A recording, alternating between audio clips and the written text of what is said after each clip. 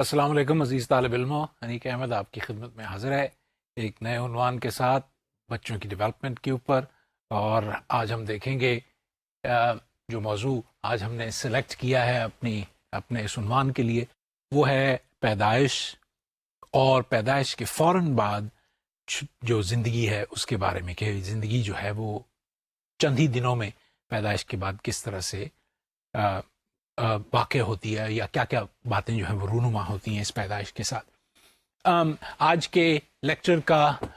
جائزہ لیتے ہیں اور دیکھتے ہیں کہ آج ہم کون کون سی باتیں جو ہیں وہ کریں گے اور کن کن باتوں کو زہر بحث لے کے آئیں گے۔ تو ظاہر ہے کہ پہلی چیز جو ہم دیکھیں گے وہ یہ دیکھیں گے کہ بچہ جو ہے وہ پیدا کیسے ہوتا ہے، اور یہ عمل جو ہے یہ خاصا پیچیدہ عمل ہوتا ہے، اور وہ تمام عورتیں جو بچے کو جنم دیتی ہیں یہ جانتی ہیں کہ یہ مرحلہ یا یہ عمل جو ہے یہ تکلیف دہ بھی ہوتا ہے۔ پھر اس کے بعد ہم یہ دیکھیں گے کہ جیسے ہی بچہ پیدا ہو جاتا ہے کون کون سی ایسی چیزیں ہیں جو کہ مختلف ماہرین جو اس کے ارد گرد کھڑے ہوئے ہوتے ہیں، جیسے ڈاکٹرز ہیں یا دائیاں ہیں، مڈ وائفس ہیں، وہ کن عمل میں سے یا کن عوامل میں سے گزرتی ہیں اس بچے کو لے کے۔ اور پھر بچے کے شروع کے کچھ دن، ہفتے سے بھی کم، اس دوران میں بچے جو ہیں وہ کس طرح سے اپنے آپ کو ایڈجسٹ کرتے ہیں ماحول میں۔ نہ صرف بچے اپنے آپ کو ایڈجسٹ کرتے ہیں جو نوزائیدہ بچے ہوتے ہیں، بلکہ ان کے والدین، ان کے بہن بھائی اگر اس سے پہلے بچے موجود ہوں، وہ کس طرح سے ایڈجسٹ کرتے ہیں اس سارے عمل کے اندر۔ تو آئیے آج کے ضروری اور اہم سوالات کو ایک نظر دیکھ لیں اور دیکھیں کہ پیدائش کا عمل جو ہے وہ کس طرح سے ہوتا ہے، اور یہ عمل جو ہے ماں کے لیے خاص طور پر کیوں ضروری ہے، اور اس سے ماں اور بچے کے درمیان جو تعلق پیدا ہوتا ہے وہ کس طور سے ضروری بنتا ہے۔ تو اس سوال کو آپ اپنے ذہن کے پس منظر میں رکھیں، اور اس سوال کو ہم آگے بڑھائیں گے مختلف باتیں کرتے ہوئے، اور پھر ہم یہ دیکھنے کی کوشش کریں گے کہ بچہ جو ہے جب وہ پیدا ہو جاتا ہے تو وہ کون سی ایسی چیزیں ہیں جو کہ ایک ماہر، چاہے وہ ماہر ایک میڈیکل ڈاکٹر ہو، چاہے وہ ماہر ایک ماہر دائی ہو، وہ کس طرح سے اس بچے کے ساتھ پیش آتی ہے یا پیش آتا ہے، یہ دیکھنے کے لیے کہ بچہ جو ہے وہ نارمل ہے یا نہیں، اس کے جو فنکشنز ہیں وہ نارمل ہیں، کہ کنسرن کوئی ہونا چاہیے یا نہیں ہونا چاہیے۔ تو ان سوالات کو پیش نظر رکھتے ہوئے ہم آج کی بحث کو آگے کو بڑھائیں گے۔ بچے کی پیدائش یا بچے کی پیدائش سے پہلے مائیں جو ہیں وہ ایک پریپریشن کے فیز میں سے گزرتی ہیں۔ پریپریشن سے مراد یہ ہے کہ اگر یوں آپ سمجھ لیں کہ جیسے ہمارے ہاں پاکستان میں ماحول ہے کہ مائیں جو ہیں وہ عموماً ایکسٹینڈڈ فیملیز میں رہتی ہیں، ان کے ارد گرد ان کے خامند اور ان کے والدین یا ان کے ساس سسر یا ان کی بہنیں یا نندیں اور مختلف قسم کے لوگ جو ہوتے ہیں اس عورت کے ارد گرد ہوتے ہیں۔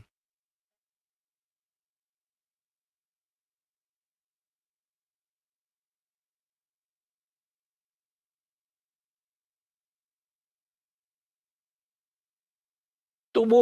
وہ ماں کو گائیڈ کرتے ہیں، وہ ماں کو بتاتے ہیں کہ یہ کرو یہ نہ کرو۔ چھوٹی چھوٹی چیزیں ہم عموماً فلموں میں بھی دیکھتے ہیں کہ جیسے عورت حاملہ ہوتی تو فوراً اس کو اچار وغیرہ کھلایا جاتا ہے کہ وہ ضروری ہے۔ یہ ابھی ماڈرن تحقیق نے اس بات کو ثابت کیا کہ اچار کھلانا دراصل واقعی فائدہ مند ہے حاملہ عورت کے لیے، کیونکہ اس میں جو سرسوں کا تیل ہوتا ہے، فیٹی ایسڈز ہوتے ہیں، وہ ماں کے لیے بڑے ضروری ہوتے ہیں، خاص طور پہ جس وقت بچہ ماں کا دودھ پیتا ہے پیدا ہونے کے بعد، تو اومیگا 3 فیٹی ایسڈز جو ہیں وہ بڑی جلدی سے ڈپلیٹ، کم ہونا شروع ہو جاتے ہیں عورت میں، اور اگر یہ فیٹی ایسڈز عورت کے اندر کم ہو جائیں تو عورت جو ہے وہ ڈپریشن کا شکار ہو جاتی ہے۔ عموماً عورتیں بچہ دینے کے بعد ڈپریسڈ رہتی ہیں یا ڈپریشن کا شکار رہتی ہیں۔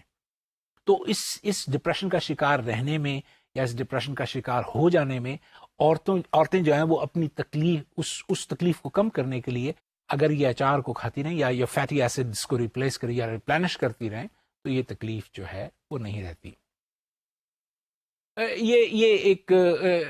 ہر معاشرے کا اپنا اپنا طریقہ کار ہوتا ہے کہ وہ اپنی حاملہ عورتوں کے ساتھ کس طرح کا رویہ جو ہے وہ رکھتے ہیں۔ ہمارے ہاں حاملہ عورتوں کی بڑی قدر اور قیمت کی جاتی ہے، ان کے ساتھ بڑی محبت سے پیش آیا جاتا ہے۔ بڑے بوڑھے جو ہوتے ہیں وہ ان سے اکثر کام نہیں کراتے، بلکہ منع کرتے ہیں کہ وہ اب ایسی کنڈیشن میں ہے لڑکی کے اس سے کام کرانا مفید نہیں ہے، غلط ہے. تو یہ تمام چیزیں جو ہیں وہ عورتیں جو ہیں وہ اس میں سے گزرتی ہیں، اور ان کو سپورٹ ملتی ہے باقی لوگوں کی جو ارد گرد ان کے ساتھ خاندان میں ہوتے ہیں. اور بہت سارے معاشروں میں، مغربی معاشروں میں اور بہت سارے جو غیر مغربی بھی ہیں، ان معاشروں میں کئی دفعہ جو ایکسٹینڈڈ فیملی ہے، جو بڑے بوڑھے، بہنیں، نندیں، بھائی، دیور، وہ موجود نہیں ہوتے اور عورتیں ظاہر حاملہ ہوتی ہیں. تو ایسی صورت میں عورتوں کے پاس کوئی پہلے سے تربیت موجود نہیں ہوتی کہ وہ اس حمل کے دوران کیا کریں یا اس کو کس طرح سے آسودگی کے ساتھ ٹرم تک لے جائیں تاکہ بچے کو وہ ڈیلیور کر سکیں. تو ایسی صورتوں میں ویسٹ کے اندر باقاعدہ چھوٹے چھوٹے اسکول جو ہیں وہ قائم کر دیے گئے ہیں، جہاں پر کلاسیں ہوتی ہیں ماؤں کو بچہ ڈیلیور کرنے کی تربیت دینے کے لیے. عموماً ان کلاسوں کو لماز کی کلاسز کہا جاتا ہے باہر کے ممالک میں. اور یہ کلاسیں جو ہیں وہ نہ صرف ماں اٹینڈ کرتی ہے بلکہ باپ بھی اٹینڈ کرتا ہے. اور اکثر عورتیں یہ خواہش مند ہوتی ہیں کہ جس وقت وہ اپنا بچہ جنم دے رہی ہوں یا پیدا کر رہی ہوں تو اس وقت ان کے خاوند بھی وہاں پر موجود ہوں. بے شمار سوسائٹیز میں یہ کوئی حجاب کی بات نہیں ہے، بلکہ باپ کا ہونا وہاں پر ایک بڑا اچھا مثبت سائن سمجھا جاتا ہے کہ باپ جو ہے وہ اپنے بچے کی پیدائش کے دوران وہیں پر ماں کے ساتھ موجود تھا. تو اس ضمن میں وہ جو کلاسز ہیں، وہ ماں اور باپ دونوں اکٹھے جا کر کلاسز کو اٹینڈ کرتے ہیں اور دیکھتے ہیں کہ وہ کیا کر سکتے ہیں. ان کلاسوں میں بہت ساری باتیں ہوتی ہیں، مثلا ان میں سے ایک بات جو سکھائی جاتی ہے ماں کو بھی اور باپ کو بھی، وہ یہ کہ جس وقت بچے کی ولادت کا وقت قریب تر ہوتا چلا جائے گا تو ماں کی جو تکلیف ہے یا درد ہے اس کا دورانیہ جو ہے وہ بڑھتا چلا جائے گا، اور ان تکلیف کے دورانیوں کے درمیان جو وقفہ ہے وہ کم ہوتا چلا جائے گا. یعنی درد ہوگی،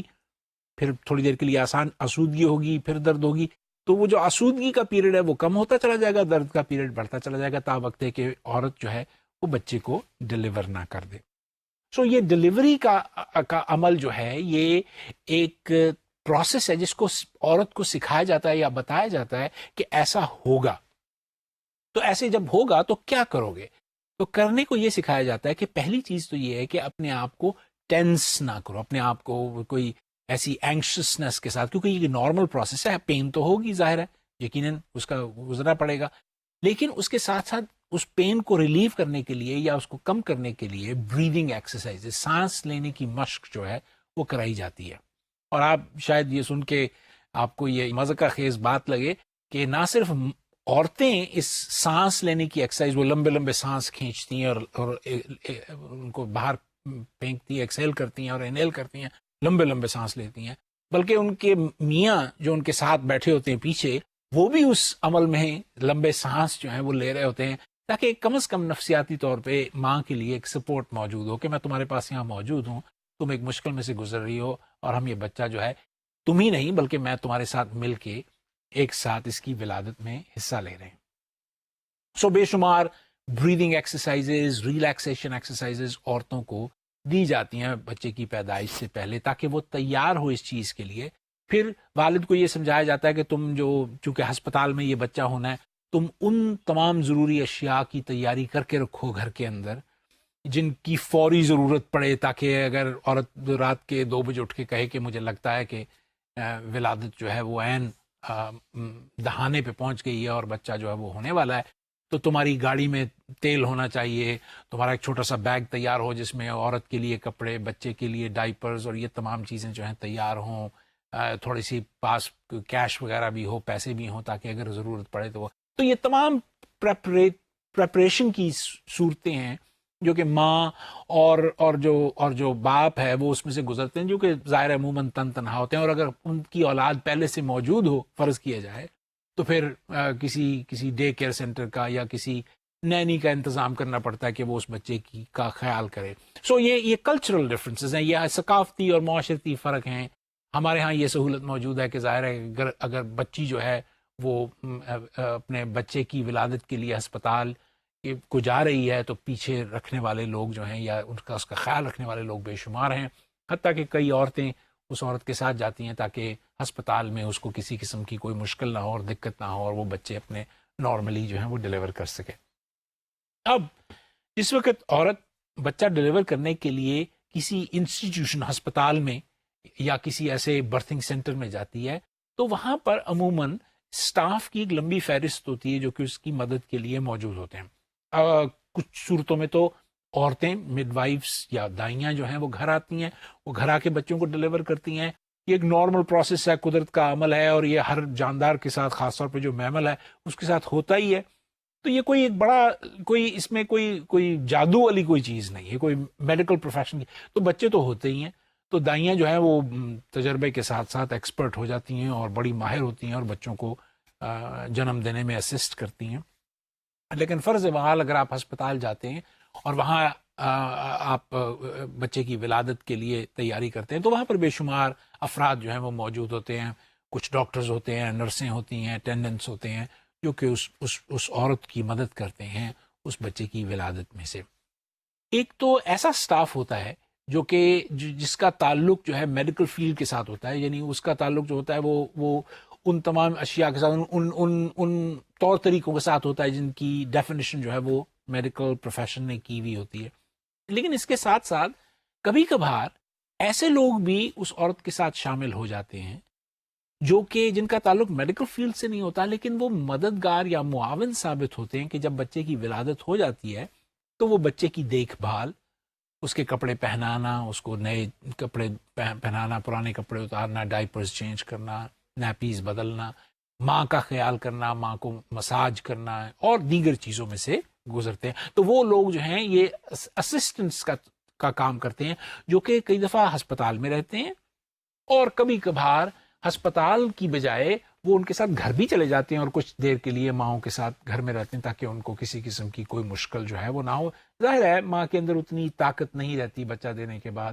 جو کہ نارملی ہوتی ہے اس کے اندر اس سے پہلے, تو اس کو کسی نہ کسی اٹینڈنٹ کی ضرورت ہوتی ہے جو کہ وہ اس کو سوشل سپورٹ اور فزیکل سپورٹ جو ہے وہ دیتا ہے. ایسے لوگوں کو ڈولا کہتے ہیں اور سلائیڈ میں دیکھ سکتے ہیں کہ ان کا ذکر جو ہے وہ نہ صرف ہمارے معاشرے میں بلکہ باہر کے مغربی معاشروں میں بھی ان کی موجودگی جو ہے وہ عورت کے لیے آسانی کا باعث بنتی جس کے ذریعے سے وہ ان بچوں کو جنم دے سکیں. جیسے میں نے پہلے کہا کہ پاکستان میں بہت ساری دائیاں جو ہیں موجود ہیں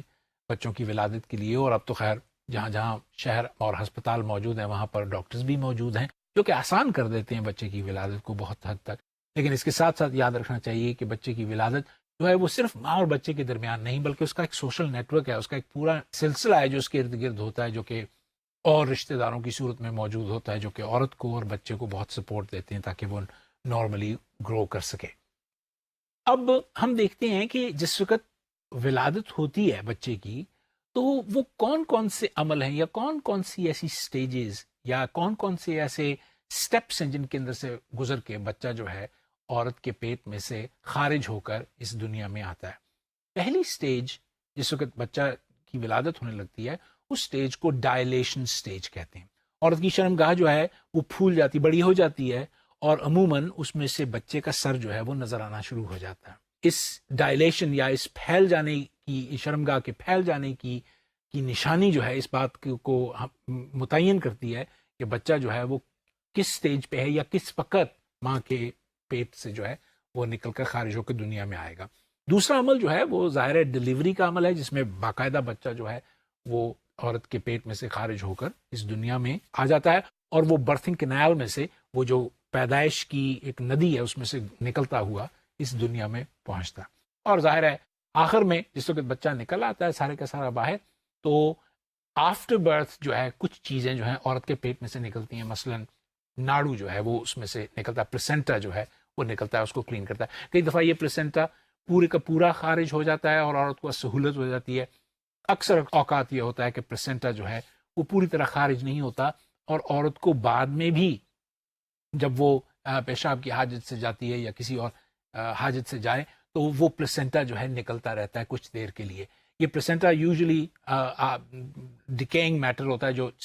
جسم میں زیادہ دیر عورت کے رہ نہیں سکتا، اور چند دنوں کے اندر 3 سے 7 دنوں کے اندر اندر اس کا رحم جو ہے وہ مکمل طور پہ اس افیکٹ سے یا اس پلیسنٹا سے فارغ ہو جاتا ہے، اور جس سے عورت جو ہے وہ مکمل طور پر صاف ہو جاتی ہے اندر سے، اور ظاہر ہے بچے کی نگہداشت میں بڑی دل جمعی کے ساتھ شامل ہو جاتی ہے۔ پیدائش کا عمل آج کا نہیں ہے، اور پیدائش کا عمل خاص کر میملز کے اندر ایک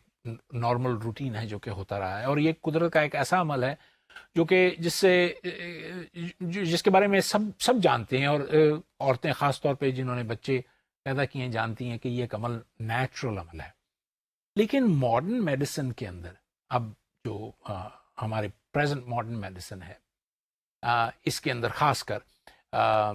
بہت سارے ایسے طریقے نکل آئے ہیں جس کے ذریعے سے بچے کی پیدائش کا عمل جو ہے وہ سہولت سے ہونا شروع ہو گیا۔ مثلاً درد کے لیے اس کا ازالہ کیا گیا ہے چند دوائیوں کے ذریعے سے، مثلاً انالجیسکس یا اینستھیٹکس استعمال کرتے ہوئے جو پین ہے اس کو عورت کی کم کر دیا تاکہ بچے کی ڈیلیوری جو ہے وہ آسان ہو جائے۔ میں اس ضمن میں اس سے پہلے کہ ہم میڈیکل سائنسز کی ان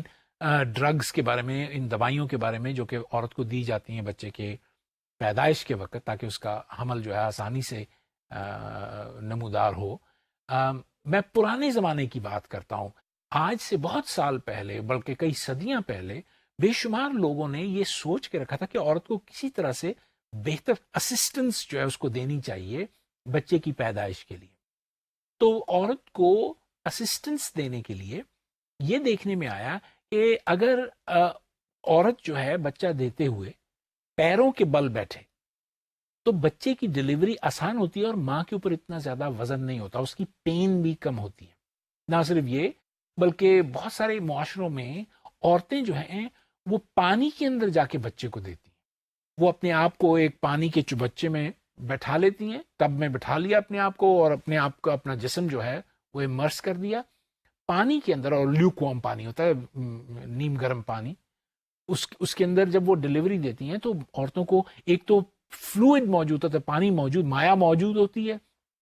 تو بچے کو جسم میں سے خارج ہونے میں سہولت ہوتی ہے، اور ظاہر ہے بچہ جو ہوتا ہے وہ ایمنیوٹک فلوئڈ میں پہلے سے ہی ہوتا ہے، اس لیے اس کو سانس لینے کی فلفور ضرورت نہیں ہوتی، تو جیسے ہی بچہ نمودار ہوتا ہے اس کو پانی سے باہر نکال لیا جائے تو وہ نارملی۔ تو یہ فزیکل طریقے تھے پرانے زمانے میں، بلکہ اب بھی کی کچھ طریقے جو ہیں وہ استعمال ہوتے ہیں اس طرح کے کچھ کلچرز میں، کچھ معاشروں میں، جس میں عورت کو مدد دی جاتی ہے کہ وہ اپنی بچے کی ولادت کو سہولت سے کر سکے اور اس کو سہولت مل سکے۔ تو ہم نے ذکر کیا 2 بڑی ڈرگز کا، ایک انالجیسکس اور ایک اینستھیٹکس، جو کہ عورت کو مدد دے سکتے ہیں ڈیلیوری کے اندر۔ یہ ڈرگز جو ہیں خاص طور پہ اینستھیٹکس جو ہیں، کئی دفعہ عورتیں جو ہیں وہ بچے کو اپنے نارمل طریقے سے اپنی شرمگاہ کے ذریعے سے پیدا نہیں کر سکتی یا برتھنگ کینال میں سے نکلتی، تو ان کے لیے ان کا پیٹ چاک کر کے سیزیرین برتھس جو ہیں وہ کرنی پڑتی ہیں، اور کئی دفعہ عورتیں جو ہیں وہ وہ برداشت نہیں کرتی، تو ظاہر ہے اس کے لیے اینستھیٹکس کا استعمال کرنا پڑتا ہے، بے ہوش کرنا پڑتا ہے، عورت کو نیم بے ہوشی کی کیفیت میں لے کے جانا پڑتا ہے تاکہ یہ آپریشن جو ہے جلدی سے کر کے بچے کو پیدا کیا جا سکے، خاص کر اگر برتھنگ کمپلیکیشنز ہوں، ہم ان کے ضمن میں ابھی تھوڑی سی بات کریں گے۔ اس کے ساتھ ساتھ ایپیڈیورل ایک طریقہ کار ہے جس کے اندر ہم نے یہ دیکھا کہ بہت ساری ایسی ادویات اور دوائیاں جو ہیں وہ موجود ہیں جو کہ عورت کو اس کی اسپائنل کارڈ میں لگا دی جاتی ہیں، اور اسپائنل کارڈ میں لگانے سے وہ جو اینالجیزیا یا ایک طرح سے بے ہوشی کا اثر جو ہے وہ عورت پہ قائم کرتی ہیں، جس سے درد جو ہے وہ نہیں ہوتا۔ سو وہ پین کلرز ہیں بنیادی طور پہ، جو کہ عورت کی درد کو کم کر دیتے ہیں یا بالکل نہ ہونے کے برابر کر دیتے ہیں، جس سے کہ برتھنگ کا پروسیس یا ولادت کا عمل جو ہے وہ آسان ہو جاتا ہے، اور بچہ جو ہے بڑی آسانی کے ساتھ اس دنیا میں آ جاتا ہے۔ بچے ماں کے پیٹ میں خاص کر آخری ٹرائمیسٹر میں جس وقت ان کی ولادت ہونے والی ہو تو الٹے ہوتے ہیں، یعنی ان کا سر جو ہوتا ہے وہ شرمگاہ کی طرف ہوتا ہے، اور ان کے پاؤں جو ہوتے ہیں وہ اوپر پیٹ کی طرف یا ماں کے دل کی طرف جو ہیں وہ ہوتے ہیں، اور یہ ایک نارمل عمل ہے۔ عموماً بچے جو ہیں سائیڈ ویز ماں کے پیٹ میں سے نمودار ہوتے ہیں یا نکلتے ہیں، اور اس کو اسسٹ کرنے کے لیے کئی دفعہ فورسپس کا استعمال کرنا پڑتا ہے، کئی دفعہ سکشن پمپس ہوتے ہیں ان کا استعمال کرنا پڑتا ہے، جس سے بچے کی ولادت جو ہے آسانی سے ہوتی ہے۔ اب یہ بھی ہوتا ہے کہ کئی دفعہ بچہ جو ہے وہ اس کی پوزیشن ماں کے پیٹ کے اندر الٹ جاتی ہے، یعنی اس کا سر اوپر ہو جاتا ہے دل کے قریب ماں کے، اور اس کے پاؤں جو ہوتے ہیں وہ نیچے کی طرف ہو جاتے ہیں۔ ایسی صورت میں بچے کے لیے بڑی مشکل پیدا ہو جاتی ہے۔ سب سے بڑی مشکل جو ہے سانس کی مشکل ہے۔ اس کنڈیشن کو ہم کہتے ہیں انوکسیا، یعنی بچہ جو ہے وہ سانس نہیں لے پاتا، اور اگر وہ چند لمحوں کے لیے، چند منٹوں کے لیے سانس نہیں لے پاتا تو بہت سارے خوفناک قسم کے عوامل جو ہیں بچے کی زندگی میں داخل ہو جاتے ہیں، خاص کر اس کی جو دماغ کی ڈیولپمنٹ ہے وہ کسی طور پہ اریسٹ ہو سکتی ہے، اور اگر وہ اس کو خون کی سپلائی جو ہے دماغ کو نہ پہنچے تو بہت ساری مشکلات، نفسیاتی اور جسمانی مشکلات جو ہیں بچے کو پیدا ہو جاتی ہیں۔ ہم جس پوزیشن کا ذکر کر رہے تھے بچے کا کہ وہ الٹا پیدا ہوتا ہے، اس کو ہم بریچ پوزیشن کہتے ہیں انگریزی میں، کہ جو پوزیشن ہے وہ اس کی اصلی حالت نہیں رہی بلکہ وہ بریچ ہو گئی ہے۔ اس کے ساتھ ساتھ کئی دفعہ بچہ جس وقت ڈلیور ہو رہا ہوتا ہے تو جو ناڑو ہے اس کا رحم کے ساتھ جڑے رہنا ضروری ہوتا ہے، یہ ایک قدرت کا عمل ہے، لیکن کئی دفعہ ایسے ہوتا ہے کہ وہ ناڑو جو ہے وہ ٹوٹ جاتا ہے اور وہ بچے کے ساتھ ہی بہت سارا جو ہے نا نکلنا شروع ہو جاتا ہے۔ یہ ضروری ہے کہ وہ رہے، کیونکہ وہ بلڈ سپلائی جو ہے وہ دے رہا ہوتا ہے۔ بچہ جب باہر پیدا ہوتا ہے تو اس کی امبلیکل کارڈ یا ناڑو جو ہے بچے کے ساتھ جڑا ہوا ہوتا ہے، اور ڈاکٹرز یا دائیاں جو ہیں اس کو کینچی کے ساتھ یا کسی اسکیلپل کے ساتھ اس طرح کے ساتھ کاٹتی ہیں، اور اس کو بعد میں وہ دھنی جو ہے بچے کی تیار جو ہے وہ ہوتی ہے اس سے۔ تو یہ ناڑو جو ہے جڑا رہنا چاہیے، کیونکہ اس سے آکسیجن کی سپلائی جو ہے بچے کو مل رہی ہوتی ہے۔ اگر کسی طور سے یہ ناڑو وہاں سے ماں کے رحم سے ڈیٹیچ ہو جائے، ٹوٹ جائے، تو یہ خون کی سپلائی جو ہے بچے کو نہیں ملتی، اور اس کو یقیناً بہت ساری مشکل جو ہے وہ ہو جاتی ہے سانس لینے کی۔ سانس لینے کی مشکل جو ہے، دراصل سانس جو ہے وہ آکسیجن کی فراہمی کے لیے بہت ضروری ہے، اور آکسیجن جو ہے وہ تمام آرگنز کے لیے بچے کے بہت ضروری، خاص کر دماغ کے لیے، اور اگر دماغ کو آکسیجن نہیں پہنچ رہی تو یہ مشکل جو ہے بچے کے لیے بعد میں خاص طور پر ایڈلٹ لائف میں مشکل کا باعث ہوتی ہے۔ انٹیلیجنس جو ہے، ذہانت جو ہے اس سے بہت زیادہ اثر انداز ہوتی ہے۔ اس کے ساتھ ساتھ ایک فیکٹر ہے جس سے انوکسیا جو ہے وہ پیدا ہو سکتا ہے، وہ RH فیکٹر ہے۔ اگر آپ پچھلے عنوانات کی طرف توجہ دیں اور وہاں جا کے دیکھیں تو آپ کو یہ پتہ چلے گا کہ مردوں میں اور عورتوں میں ایک فیکٹر ہوتا ہے جس کو RH فیکٹر یا ریسس فیکٹر کہا جاتا ہے، اور خون کی ایسی صورت ہوتی ہے کہ یہ مثبت اور منفی ہو سکتی ہے۔ جینیاتی طور پہ جینیٹکلی ایک مرد جو ہے وہ مثبت RH فیکٹر کا حامل ہو سکتا ہے، اور ایک عورت جو ہے وہ منفی RH فیکٹر کی حامل ہو سکتی ہے۔ اگر کسی طور سے ماں اور باپ کو اس بات کا علم نہ ہو اور بچہ جو ہے وہ اس کا حمل ٹھہر جائے اور وہ بڑھتا چلا جائے، تو بچے میں عموماً مثبت ریسس فیکٹر کے ایلیمنٹس جو ہیں وہ موجود ہوں گے۔ اگر کسی طور سے بچے کا خون جو ہے وہ ٹریگر کر دے اس کو ماں کے خون کے اندر، تو ماں جو ہے بچے کو ایک فورن باڈی تصور کرتی ہے، کوئی ایک وائرس یا بیکٹیریا سمجھتی ہے، اور ماں کے اندر قوت مدافعت کا عمل جو ہے وہ اینٹی باڈیز تیار کرنی شروع کر دیتا ہے، یعنی اس کے اندر نیگیٹو RH فیکٹر ہوتا ہے۔ تو وہ جب دیکھتی ہے کہ اس کا بچہ جو ہے جو امیون سسٹم ہے، جب وہ دیکھتا ہے کہ بچہ جو ہے وہ RH پازیٹیو ہے، تو وہ کیا کرتا ہے کہ وہ اس کے خلاف بہت ساری اینٹی باڈیز جو ہیں وہ تیار کرنی شروع کر دیتا ہے، اور وہ اینٹی باڈیز پھر پلیسنٹا کے تھرو، ناڑو کے تھرو گزرتی ہوئی بچے تک پہنچ جاتی ہیں، اور وہ ظاہر ہے اس کے لیے ڈیٹرمنٹل ہوتی ہیں، وہ اس کو ڈیمیج کر سکتی ہیں۔ عموماً اس RH کانفلکٹ کی وجہ سے جب بچے کی ولادت ہو رہی ہوتی ہے، خاص طور پہ جس وقت وہ پیدا ہو رہا ہوتا ہے، تو بچہ جو ہے ایک دفعہ پھر اس فیکٹر کی وجہ سے، اس وجہ سے انوکسیا کا شکار ہو سکتا ہے، جس سے آکسیجن کی جو ہے کمی ہو جاتی ہے۔ آخر میں صرف اتنا کہتا چلوں کہ کئی دفعہ بچہ بذات خود ماں کے پیٹ کے اندر ڈسٹریس کا حامل ہوتا ہے، یعنی بچہ جو ہے وہ کسی وجہ سے، کئی وجوہات ہو سکتی ہیں، ماں پریشان ہے فرض کیا جائے، تو بچہ جو ہے وہ ڈسٹریس جو ہے وہ شو کرتا ہے۔ کئی دفعہ اس ڈسٹریس کی وجہ سے ایموشنل، فزیکل، مینٹل، کسی قسم کی جو ڈسٹریس ہے، بچہ جب اس ڈسٹریس میں سے گزرتا ہے تو وہ ولادت کے عمل کو سلو کر یا ریٹارڈڈ کر دیتا ہے، جس کی وجہ سے ایک دفعہ پھر وہ آکسیجن یا آکسیجن لینی جو ہے اس کو ریزسٹ کرتا ہے یا ریٹارڈ ہو جاتی ہے، کم ہو جاتی ہے، جس کی وجہ سے اس کی کنڈیشن جو ہے وہ اناکزیا کا شکار ہوتی ہے، جس کی وجہ سے اس کے دماغ کے اوپر اثر انداز ہوتا ہے. تو یہ برتھنگ کمپلیکیشنز بے شمار ہیں جس کے اندر سے بچہ جو ہے گزر کے آتا ہے. تو اس بات کو سمجھنا چاہیے. میں نے پچھلے بھی عنوان میں جو ذکر کیا تھا کہ یہ ایک واقعی معجزاتی عمل ہے جس کے اندر بے شمار ایسی مشکلات ہیں. ہر لمحے پہ، ہر مرحلے پہ ایک چھوٹی چھوٹی کوئی مشکل موجود ہے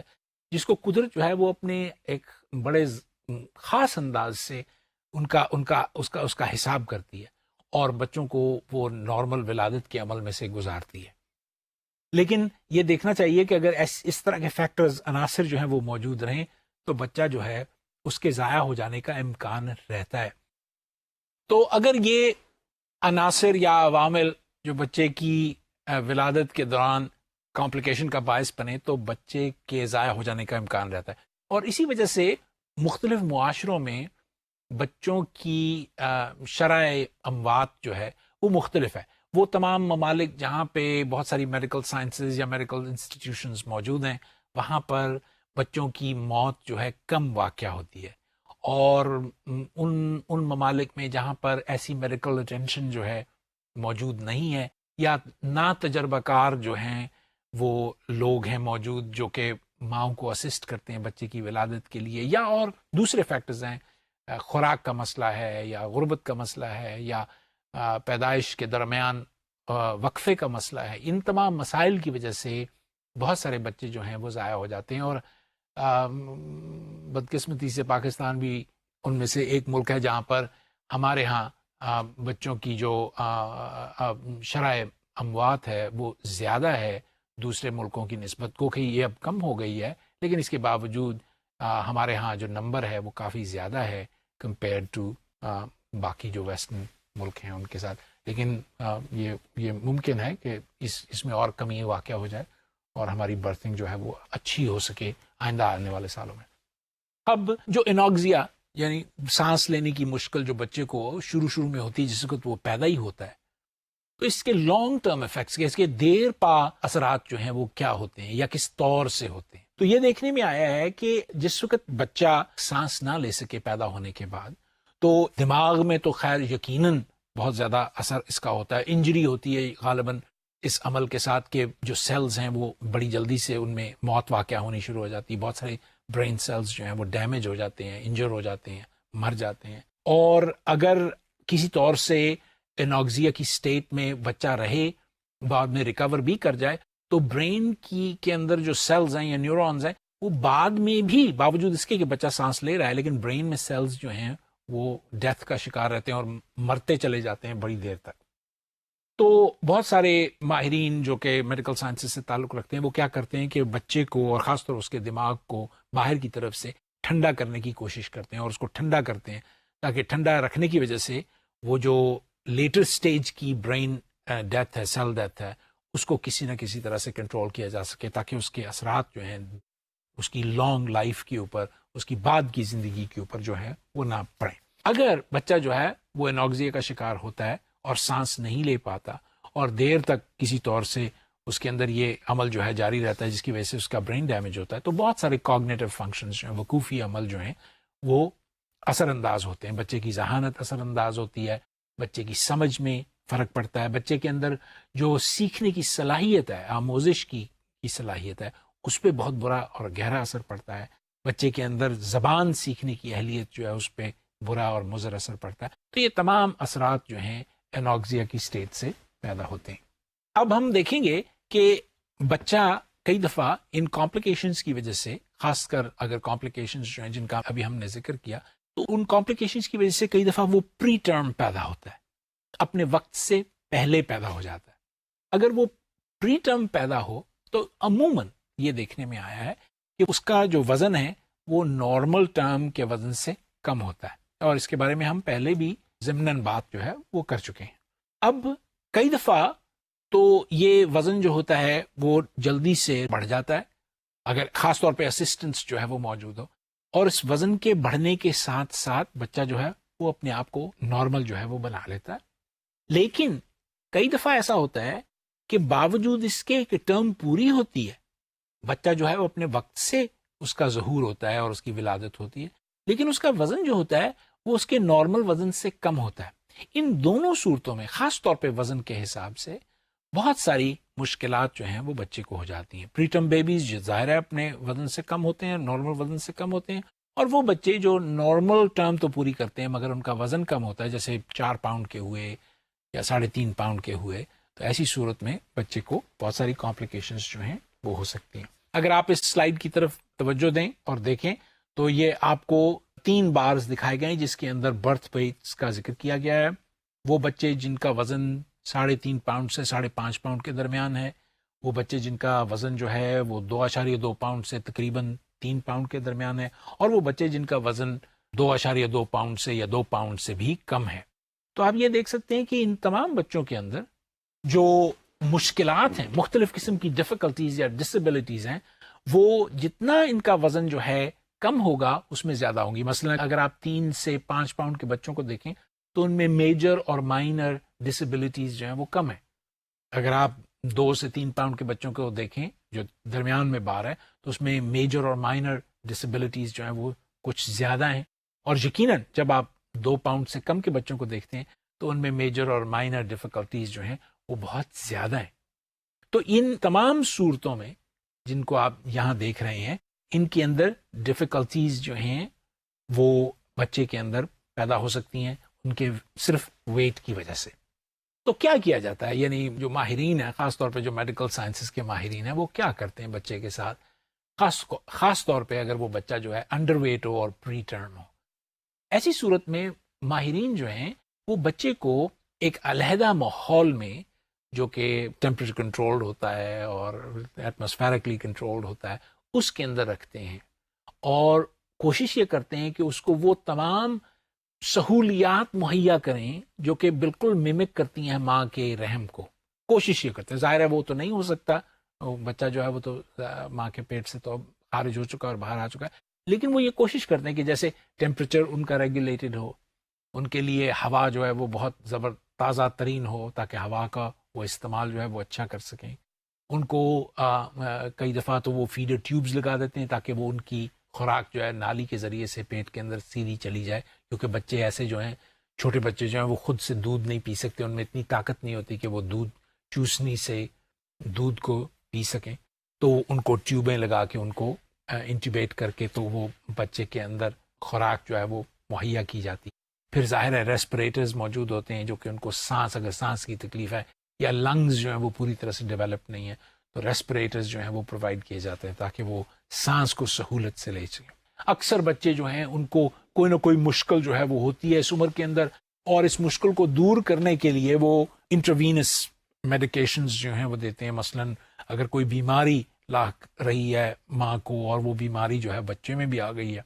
کوئی بیکٹیریل انفیکشن ہے یا کوئی وائرل انفیکشن ہے, تو دوائیوں کو وہ انٹروینسلی رگوں کے ذریعے, ناڑوں کے ذریعے سے وہ دوائیاں جو ہیں اس بچے کو پہنچاتے ہیں. یاد رکھیے کہ بچے جو ہیں پری ٹرم بچے بہت ہی چھوٹے ہوتے ہیں, ویری ویری اسمال, تو وہ ان کو جب یہ دوائیاں دی جاتی ہیں یا ان کے ساتھ کوئی ایسی مینیپولیشن کی جاتی ہے تو بڑا دھیان رکھنا پڑتا ہے, کیونکہ بچوں کا جو سارا جسم ہے وہ بہت ٹینڈر, بہت نازک ہوتا ہے, اور اس میں خرابی کا امکان جو ہے وہ بڑھ جاتا ہے. آپ کو یاد ہوگا ہم نے پچھلے اپنے کچھ عنوانوں میں ایک عنوان کے اوپر جب ہم نے بات کی تھی تو ہم نے اٹیچمنٹ کی بات کی تھی, اور مدر چائلڈ اٹیچمنٹ کے ضمن میں, خاص طور پہ مدر چائلڈ لو کی اٹیچمنٹ کے ضمن میں ہم نے ہیری ہارلو کا ذکر کیا تھا. ہیری ہارلو ایک وسکانسن کے نفسیات دان تھے, سائیکالوجسٹ تھے, اور وہ پرائمیٹ سینٹر کے وہاں کے ڈائریکٹر بھی رہے. انہوں نے تجربوں سے یہ بات ثابت کی کہ ماں کو بچے کے ساتھ چمٹانا بہت ضروری ہے. اس اٹیچمنٹ اس رشتے کے اندر, ماں اور بچے کے رشتے کے اندر یہ ضروری ہے کہ ایک جسم جو ہے وہ دوسرے جسم کے ساتھ کسی نہ کسی طور سے مل جائے یا جڑ جائے, اور اگر وہ جڑے گا اور ملے گا یہ جسم جو ہے, تو بچے کے اندر نہ صرف محبت کا جذبہ پیدا ہوگا, بلکہ جب یہ پری ٹرم بچہ ہوتا ہے تو یہ اس کی ریکوائرمنٹ ہوتی ہے. بچہ جو چھوٹا سا ہے, بالکل کچھ پاؤنڈ کا آپ سمجھ لیں, 3 پاؤنڈ کا یا اس سے بھی کم کا بچہ جو ہے, اس کو کانٹیکٹ کمفرٹ کی بڑی ضرورت ہوتی ہے. اس ضمن میں انکیوبیٹرز کے اندر خاص کر بچوں کو کپڑوں کے اندر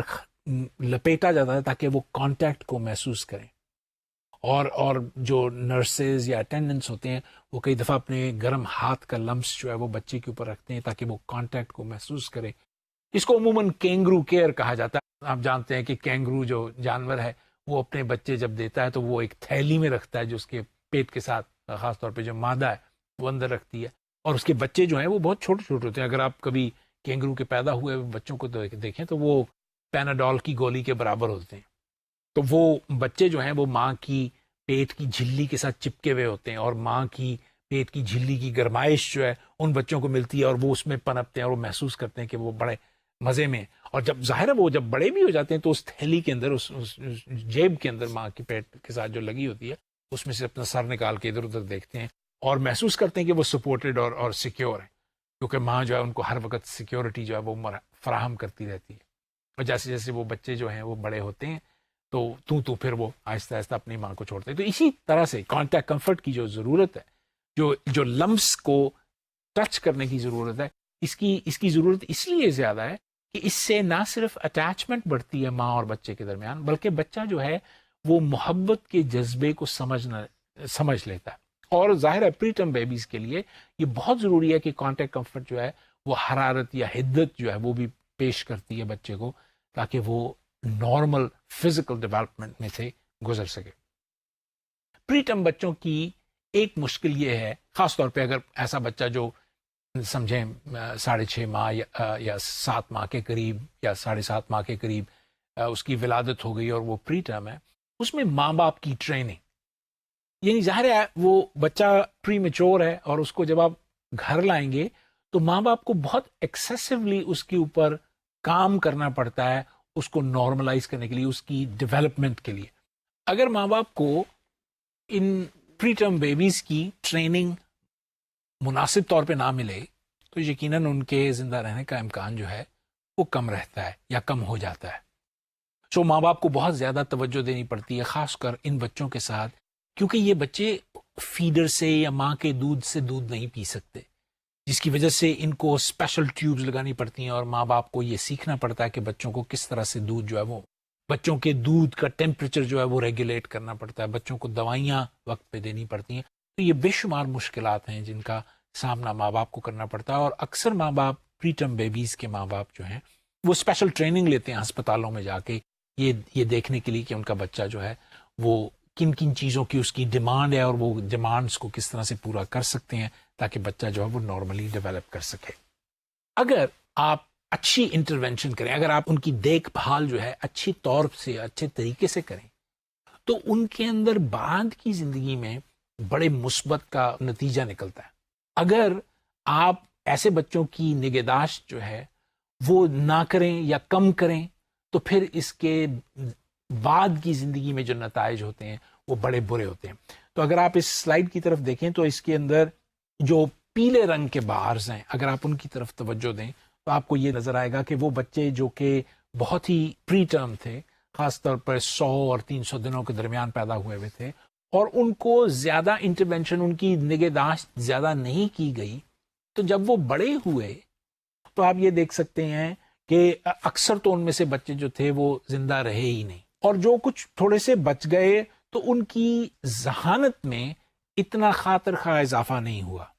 لیکن وہ تمام بچے جن کو بہت زیادہ، جن کی نگہداشت کی گئی، خاص طور پہ جب وہ پری ٹرم تھے، تو ان کی ذہانت میں بے شمار اضافہ. اس بات کا ثبوت ہے کہ ماحول جو ہے وہ ایک ایسے بچے کی جس کی نگہداشت کی گئی ہوگا، باوجود اس کے کہ وہ پری ٹرم ہو، اگر اس کی طرف توجہ دی گئی ہو، اس کو وقت پہ دوائیاں اور اس کو خوراک مہیا کی گئی ہو، تو وہ بچہ جو ہے بڑے ہو کے اس میں وہ صلاحیتیں پیدا ہونے کا امکان ہے جو کہ وہ نارملی ڈیولپ کر سکتا تھا. تو چونکہ اس کو نگہداشت مہیا کی گئی ہے اس لیے وہ تمام چیزیں جو ہیں اس کے اندر پیدا ہو گئی ہیں اور وہ نارملی ڈیولپ ہو گیا ہے. یہ اگلی سلائیڈ جو ہے یہ آپ کی نظر اس لیے کر رہا ہوں اور اس کو آپ غور سے دیکھیں. یہ دراصل بچوں کی شرح اموات کے بارے میں ہے، اور شرح اموات کو ہم ناپتے ہیں کتنی اموات 1000 لائیو برتھس کے اوپر، یعنی اگر 1000 بچے پیدا ہوں تو ان میں سے کتنے بچے جو ہیں وہ موت کا شکار ہوتے ہیں. تو اس میں بے شمار ملک ہیں جن کے نام جو ہیں دیے گئے ہیں، اور اگر آپ وائی ایکسس پہ دیکھیں تو وہ 0 سے لے کر 10 تک ہے۔ سب سے کم بچے سنگاپور میں مرتے ہیں۔ اگر 1000 بچے پیدا ہوں تو تقریباً 2 بچے ان کی موت واقع ہوتی ہے ہر 1000 بچوں کے پیچھے سے۔ اور اگر آپ ہنگری کو دیکھیں تو تقریباً 8 سے کچھ زیادہ 9 کے آس پاس بچے جو ہیں 1000 بچوں میں سے موت کا شکار ہوتے ہیں۔ اور باقی تمام ملک جن میں امریکہ اور کینیڈا اور سوئٹزرلینڈ اور ہانگ کانگ شامل ہیں، اور بہت سارے ملک شامل ہیں، ان کو آپ ایک نظر سے ایک جائزہ لے سکتے ہیں اور دیکھ سکتے ہیں کہ کس طرح سے شرح اموات جو ہے 1000 بچوں کے پیچھے ہوتی ہے۔ اور اگر آپ دیکھیں گے تو یہ تمام ملک دراصل اس بات کی نشاندہی کر رہے ہیں کہ ان تمام ملکوں میں بچوں کی شرح اموات جو ہے وہ کچھ زیادہ نہیں ہے۔ 8 بچے 1000 کے پیچھے جو ہیں اگر وہ کسی طرح سے موت کا شکار ہوتے ہیں تو یہ کوئی بہت بڑا نمبر نہیں ہے۔ اس کی نسبت اگر ہم پاکستان کا ڈیٹا دیکھیں تو میرے پاس میں آپ کو یہ ڈیٹا دکھا رہا ہوں 1950 سے لے کر 2010 تک کا، اور اگر آپ 1950 اور 55 کے 5 سالوں کے اوپر محیط اس بچوں کی شرح اموات کو دیکھیں تو ہمارے ملک میں قریباً 180 بچے جو ہیں 1000 بچوں کے پیچھے موت کا شکار ہوتے رہے ہیں 1950 اور 1955 کے دوران۔ یہ شرح اموات خدا کا شکر ہے کہ آہستہ آہستہ آہستہ آہستہ کم ہوتے ہوتے اب 2010 میں 65 کے قریب ہو گئی ہے۔ 65 بچے ہر 1000 بچوں کے پیچھے ہمارے بچے پاکستان کے موت کا شکار ہوتے ہیں۔ اور یہ موت کا شکار ہونا بچوں کا، اس کے بہت سارے عناصر جو ہیں وہ موجود ہیں۔ مثلاً خوراک بہت بڑا فیکٹر ہے جس کی وجہ سے بچوں کے اندر موت جو ہے وہ واقع ہو جاتی ہے۔ پھر بیماریاں ہیں جیسے ملیریا ہے یا ڈائسینٹری پیچش ہے جس کی وجہ سے بچے جو ہیں وہ پیدا ہوتے سار ہی موت کا جو ہے وہ شکار ہوتے ہیں۔ یہ یاد رکھیے کہ اس موت کی شرح جو ہے وہ ان بچوں پر مشتمل ہے جو کہ جن بچوں کی ولادت ہو گئی ہو۔ اس میں سٹل برتھ یا وہ بچے جو ماں کے یا حمل ضائع ہونے کی وجہ سے ہوں گے وہ شامل نہیں ہیں۔ سو یہ بچے نارملی پیدا ہوتے ہیں مگر سسٹین نہیں کر سکتے اور جلدی چلے جاتے ہیں۔ باوجود اس کے کہ ہم 180 بچوں سے 65 بچوں تک آ گئے ہیں، لیکن ابھی بھی یہ نمبر جو ہے 8 یا 3 یا 2 یا 5 کے برابر نہیں ہے جو کہ باقی تمام ممالک جو میں نے آپ کو اس سلائیڈ سے پہلے دکھائے ہیں اس کے برابر ہو۔ تو یہ یاد رکھنا چاہیے کہ ابھی ہمیں دور تک جانا ہے اس عمل میں کہ ہمارے بچے جو ہیں وہ بچ سکیں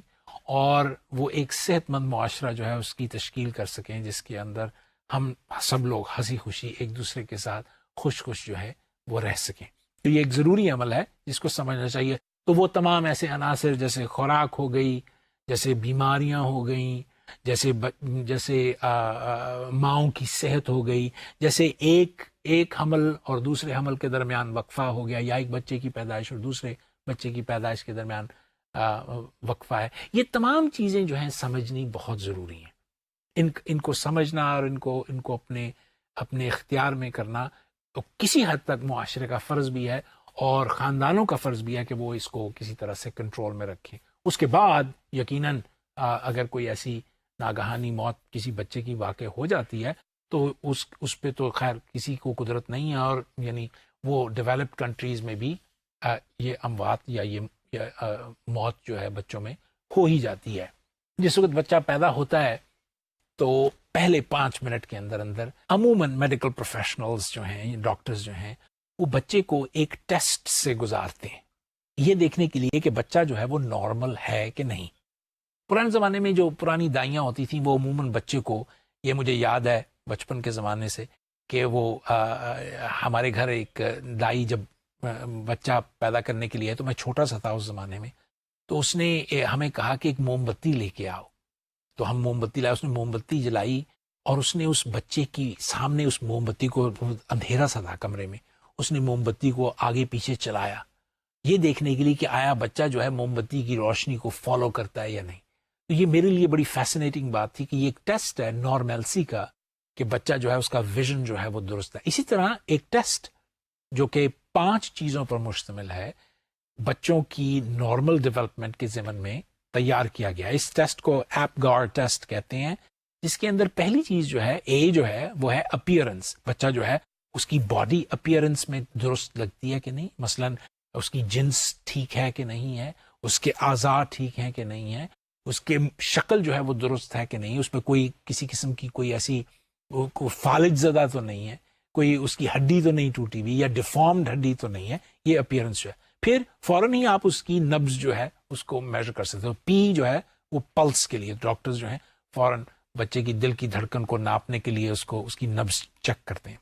پھر وہ دیکھتے ہیں کہ بچہ جو ہے وہ کوئی شکل سے ایکسپریشن دکھاتا ہے کہ نہیں، گریمس کر سکتا ہے کہ نہیں کر سکتا. یعنی بچے کے اگر گال کے اوپر انگلی لگائی جائے تو وہ اپنا منہ جو ہے وہ ٹیڑھا میڑا کرتا ہے، تو یہ نارمل رسپانس ہے بچے کا، تو وہ ریفلیکسولی اس کو کرتا ہے. ایکٹیویٹی شو کرتا ہے کہ نہیں، اگر آپ اس کے ہاتھ میں اپنی انگلی جو ہے وہ تھما دیں تو کیا وہ اس کو پکڑتا ہے کہ نہیں، کیا اگر آپ اس کی جسم کے نچلے لوور حصوں کو ٹچ کریں تو کیا وہ رسپونڈ کرتا ہے کہ نہیں. ریفلیکسز جو ہیں وہ چیک کیے جا سکتے ہیں. اور پھر آخر میں تنفس، سانس لینے کا عمل جو ہے وہ بچے میں درست ہے یا نہیں ہے. تو کئی دفعہ بچے جو ہیں وہ نکلتے ساری وہ روتے ہیں، رونے کے ساتھ آپ کو پتہ چل جاتا ہے کہ وہ ٹھیک طرح سے سانس لے رہے ہیں. اگر بچے ماں کے پیٹ سے نکل کر ولادت کی صورت میں جب جیسی وہ نمودار ہوتے ہیں، اگر وہ سانس نہ لیں تو عموماً ڈاکٹر صاحبان ان کو الٹا پکڑ کے اور ایک چپت لگاتے ہیں زور سے، تو بچہ جو ہے وہ فوراً جو ہے وہ رونا شروع ہوتا ہے. رونے کا عمل جو ہے یہ بڑا ضروری ہے، کیونکہ رونے کے عمل کے ساتھ فوراً ہی بچہ جس نے ریفلیکسولی اپنے سانس کو روکا ہوا ہے اس کو وہ ایک دم سانس بھر کے لے لیتا ہے، اور رونے کے عمل میں وہ سانس جو ہے اس کا تنفس جو ہے وہ چلنا شروع ہو جاتا ہے، اور بچہ جو ہے وہ نارمل ریسپریشن کا عمل جو ہے اس میں انوالو ہو جاتا ہے. لیکن کئی دفعہ ظاہر ہے ایسا نہیں ہوتا، اور ریسپریشن جو ہے وہ بڑی سلو ہوتی ہے یا ریٹارڈڈ ہوتی ہے، جو اس کے اندر آپ غور کرنا پڑتا ہے، قریب سے جا کے سننا پڑتا ہے کہ بچہ سانس لے رہا ہے کہ نہیں. تو عموماً وہ ایک چھوٹا سا گلاس ٹیسٹ ہے، وہ شیشہ لے کے تو وہ بچے کی ناک کے قریب رکھ دیتے ہیں. تو اگر آپ دیکھیں کہ شیشے کے اوپر تھوڑی سی دھند چھا گئی ہے اس کے اوپر، تو آپ یہ جانتے ہیں کہ بچہ جو ہے باوجود اس کے کہ وہ سانس زور سے نہیں لے رہا لیکن پھر بھی لے رہا ہے. تو اگر وہ دھند اس پہ نہ آئے تو پھر خطرے کا باعث ہے. پھر آپ کو دیکھنا پڑتا ہے کہ بچہ سانس جو ہے وہ کیوں نہیں لے رہا، اور کوئی آرٹیفیشل ریسپریشن کی یا کوئی مصنوعی طریقے سے اس کو سانس دینے کی کوئی صورت جو ہے وہ کی جا سکتی ہے کہ نہیں.